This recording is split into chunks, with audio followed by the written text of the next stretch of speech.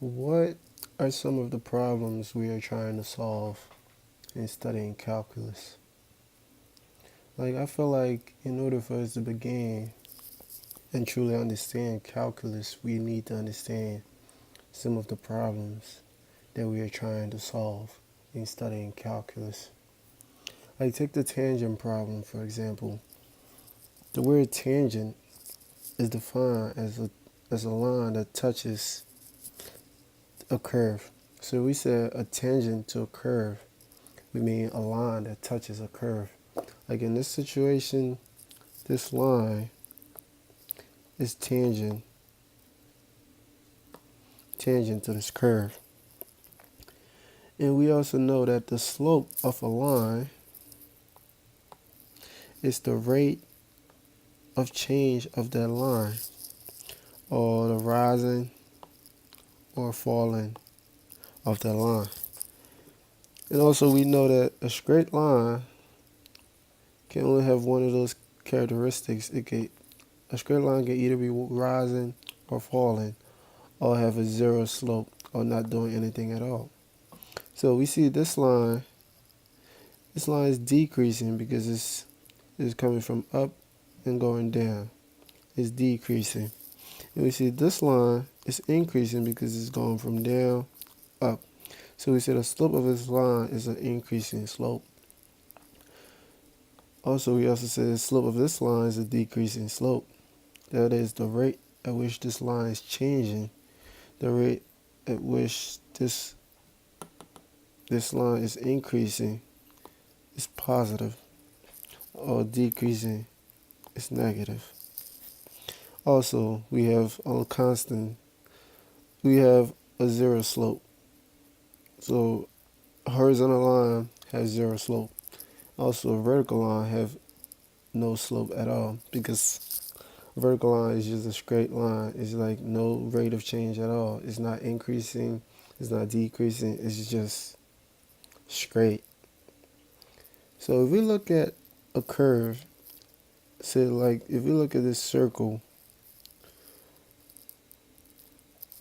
we see the difference between a curve and a line is that a line have a constant rate of change, and a curve have a varying rate of change. Like from here, we see that if we go counterclockwise, we see that the slope, or the rate of change, or how this curve is increasing or decreasing, or how this curve is rising or falling. At this point, at points around this area, they're increasing. They're not the same. They're not the same value, but they're increasing overall. And at this point, we see that it is decreasing. Here we see it's constant. Here it's also constant, but it's going in a positive direction, and here it's going in a negative direction. So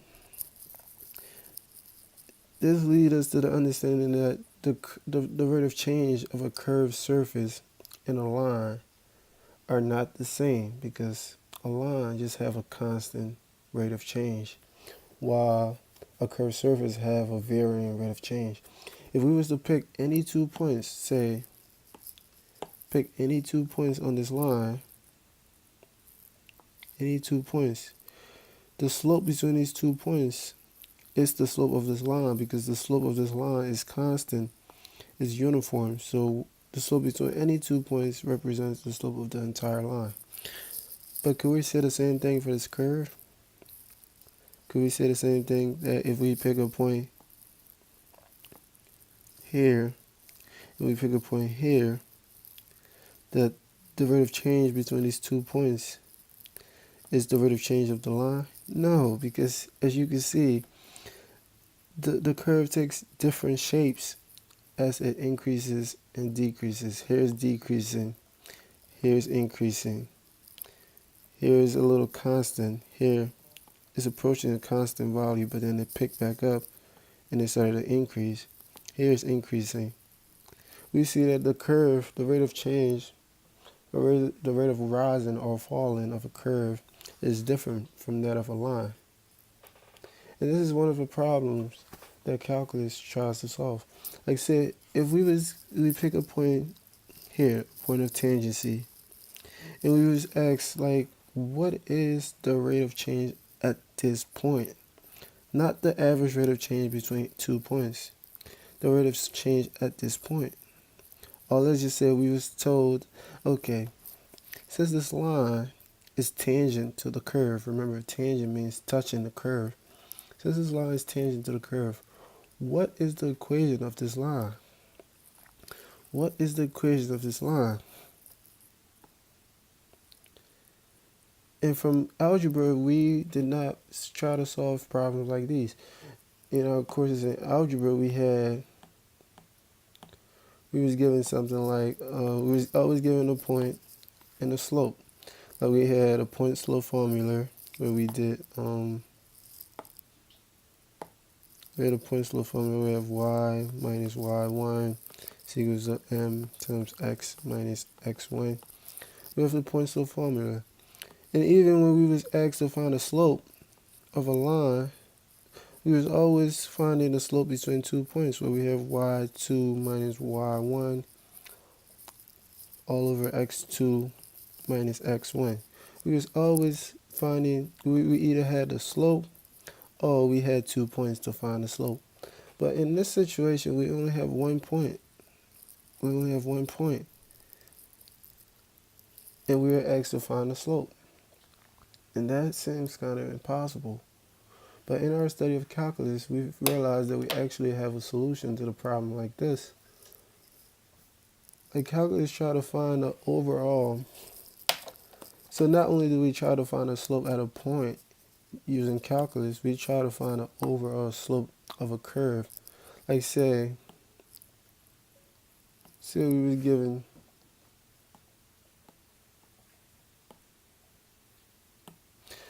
given this curve, our curve, right? And we was asked find the slope at this point and also find the equation of this line that is tangent to our curve. And let's say we're given a function of our curve. Say our curve is some f of x function. How do we find the slope? Well, since all we know is the slope between 2 points, we have our equation where we need m is equal to y2 minus y1 all over x2 minus x1. We could pick 2 points, but if we pick, like, say, this point and our point, we only get the average slope between 2 points. This is not the slope at a point, so that is inaccurate. So what do we do? Well, it would be helpful if we could keep picking points that get closer and closer and closer and closer and closer to our points. That get really, really smaller. The difference between that point and our point is so small that it's negligible.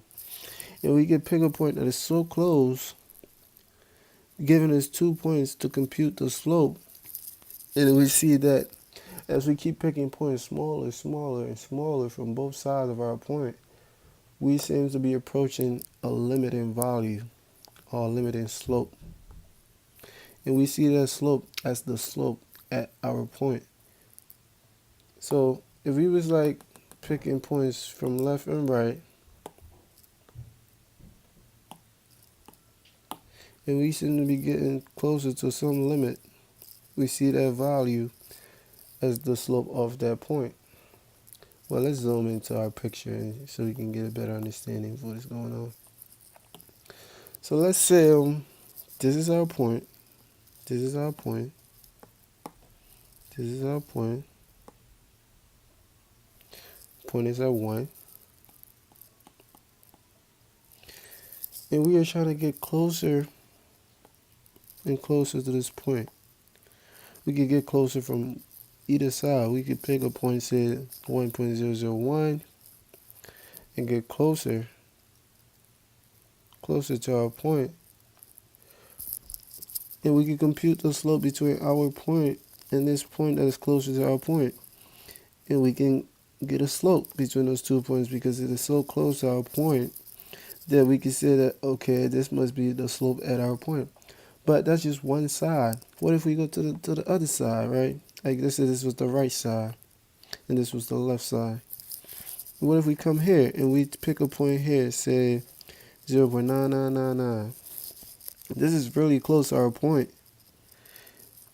And let's say we compute the slope between this point and our point, and we get a limit, get a slope. We get a slope between those 2 points. And what does that mean? If the slope at this point and the slope that we got using this point approaches the same value, say the slope that we got from this point was say 5, and the slope that we got from this point, say 5, this means that the slope at our point is also 5. It is like we're squeezing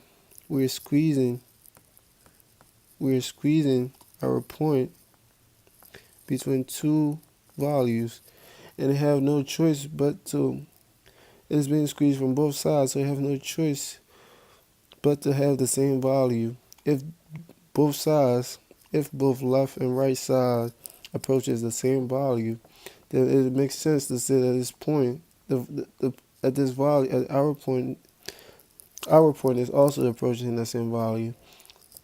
So that's the point of the limit, and that's how we try to compute the slope at a point on a curve. So let's say we was given the point, say our initial point was 1, 2, and let's say our function is f of x equals 2x squared. How do we find the slope at this point 1? How do we find the slope at 1? Well, we have our equation. This is the equation for the slope of a line. This is the equation for the slope of a line. And how do we find the equation of this tangent line? Well, this is the equation. This is the equation for the equation of a line. Redundant, but this is the equation of a line.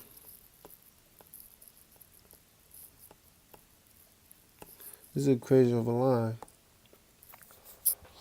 So we can use these two equations to solve our problem. Let's say we use our function and we use our given points. So we know f of x is this, and we're given this initial point. This is x1, y1. And we have our equation. We have m is equal to y2 minus y1 all over x2 minus x1. So using this equation, we could try to pick. We could either pick the point to the right, or we could pick the point to the left first, because we're going to use both points. Let's say we start from the left. We pick